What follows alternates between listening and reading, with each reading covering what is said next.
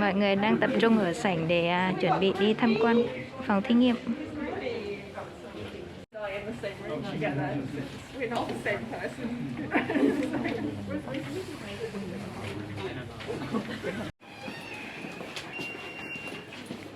Tham quan phòng thí nghiệm đầu tiên.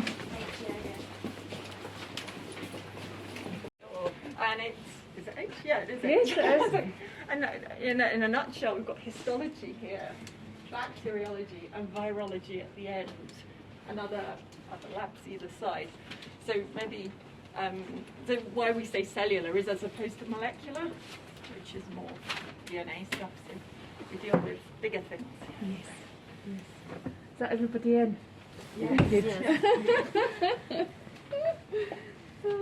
Wait on the videographer getting a good shot. These are what's regarded histologically as soft for cutting on the microtome.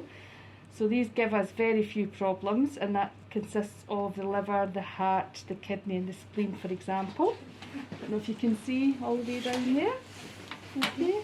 And then we have the things that give us a little more difficulty on the microtome, and these are the harder tissues. Things containing bone or calcium, the skin and muscle, the gills, etc. Okay. And then got a variety of different models in here. We cut very thin sections, typically 5 micron thickness, so that's 5,000ths of 1 millimetre.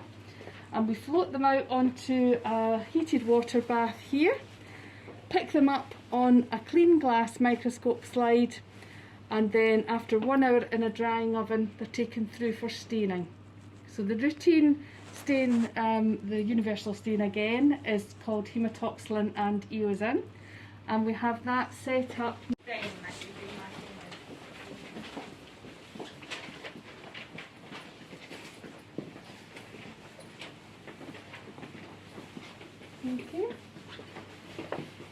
So set up in the fume hood here, we have the hematoxylin and eosin staining series.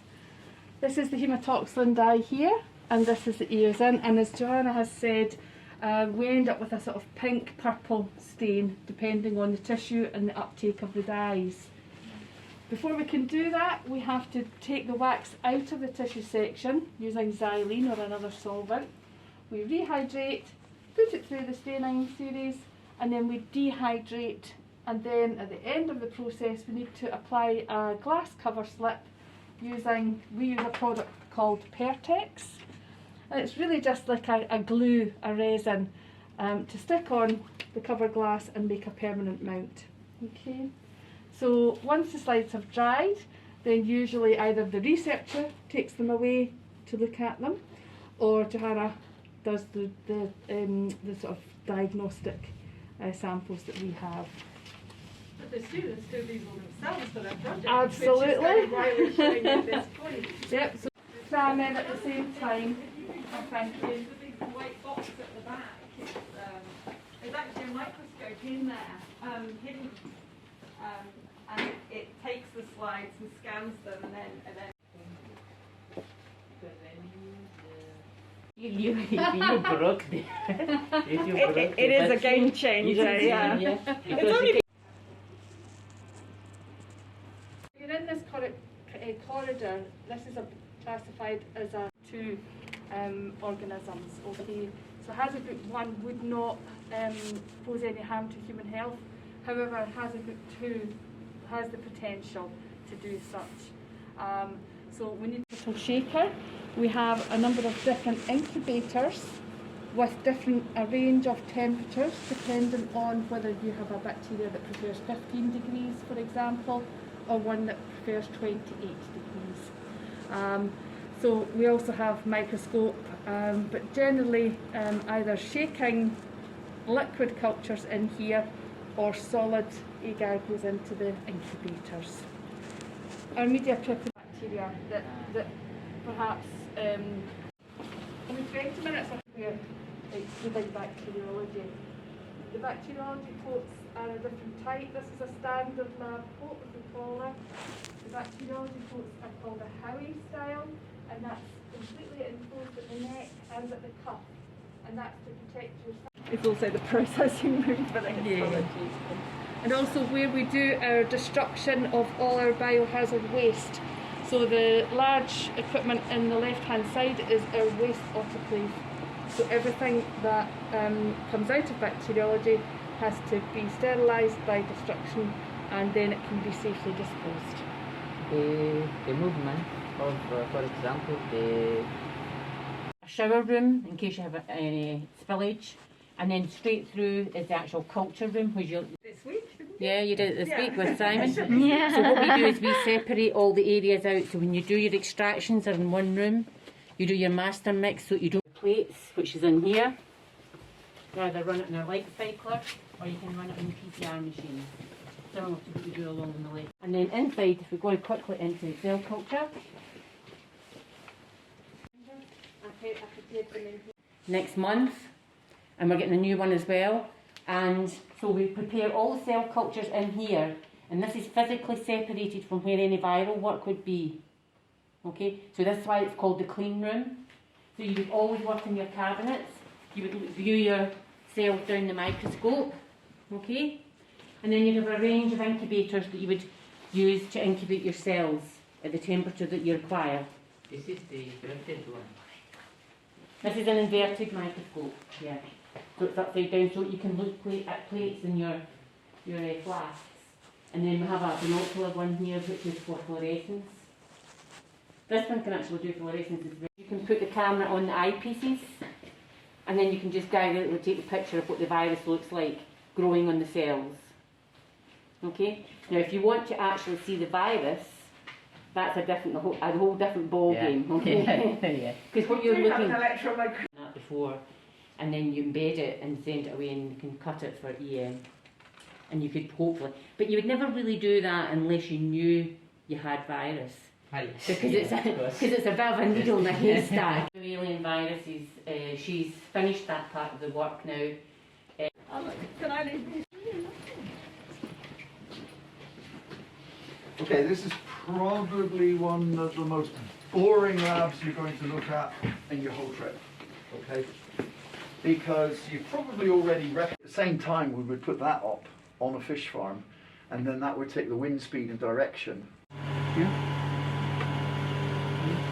Looking for chlorophyll levels and phosphorus. I do the phosphorus levels for that spectrophotometry here, but I can also run them on this. Yeah. This I tend to use more for solid samples. Yeah. The vast majority of my RQ, that's a commercial name. Yes, it's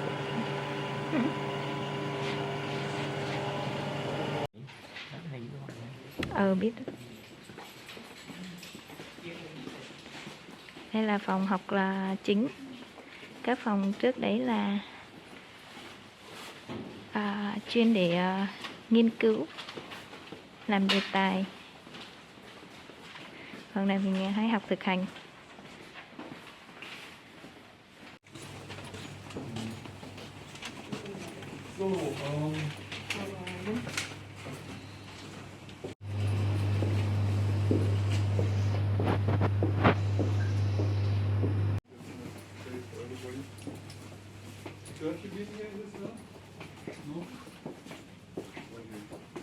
Some might have been in, but they were only in at the nanotron. The way they work is that they contain a block that can be heated and cooled in a very efficient way. And you would assemble your reactions in small tubes, like this one here, or in a plate with 96 wells that also fits in here.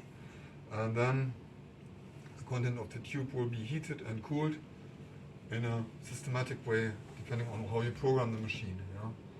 Yeah? And then at the end of the reaction, you will have amplified that bit of DNA. And then you can measure it. And the most common way to measure it is to resolve it on a gel, which the sample in a small tube together with beads, or it also works without the bead. And you can extract DNA or RNA very effectively from small samples. Yeah? So which before we had this machine. Yes? When you transfer the DNA to the bacteria, is it the whole cast or always the whole sequence, or Amounts of DNA. Yeah, and typically you will study only. Say if you study one gene, yeah, you can take the sequence from the messenger RNA and copy it into DNA. Then we call that cDNA, which means complementary DNA. Yeah? And for that, it's good to use plasmids. Yeah? And there are other systems to express them. There's something called bacteriophages.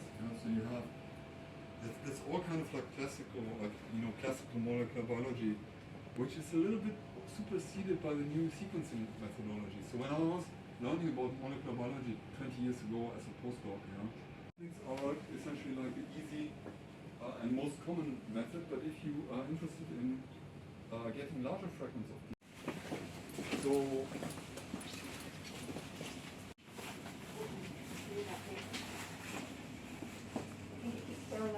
Machine, so I'm not worried. okay, so we talked about PCR and that you can analyze, that you produce DNA in your PCR, and that you can analyze your DNA on a gel. Yeah. So the other method, well, the first question is, can you also use PCR to analyze RNA? is it expensive or not?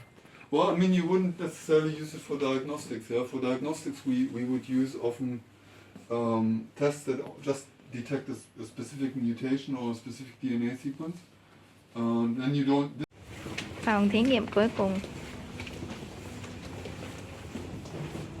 Worked with the fatty acids EPA and DHA, you'll probably come across maybe the ones in the fish oil capsules. They're good fatty acids basically. So these are generally quite. Balances. Can you guess what we do on a balance? Do you know what we do just here? It's an oven. Okay. Inside the oven we have a column. So we've extracted liquid from 1 gram a sample. Right. Right, Leslie.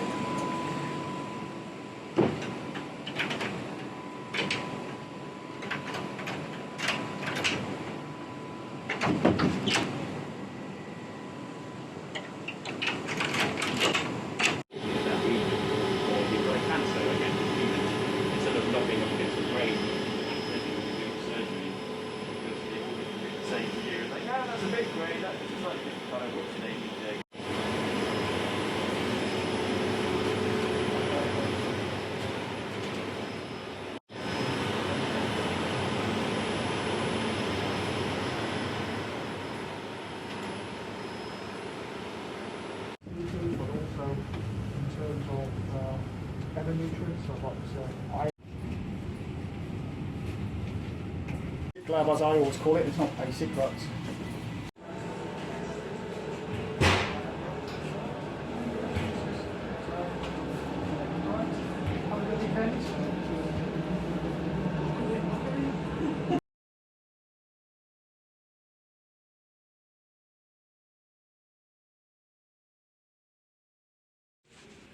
Rồi kết thúc chuyến tham quan phòng thí nghiệm ngày hôm nay nhé mọi người. Thật sự là nếu như mà ai đam mê nghiên cứu khoa học ấy thì quá hoàn hảo. Tại vì có đầy đủ tất cả các thiết bị máy móc, dụng cụ để đáp ứng cho nhu cầu nghiên cứu khoa học cần thiết. Rồi, tạm biệt mọi người nhé.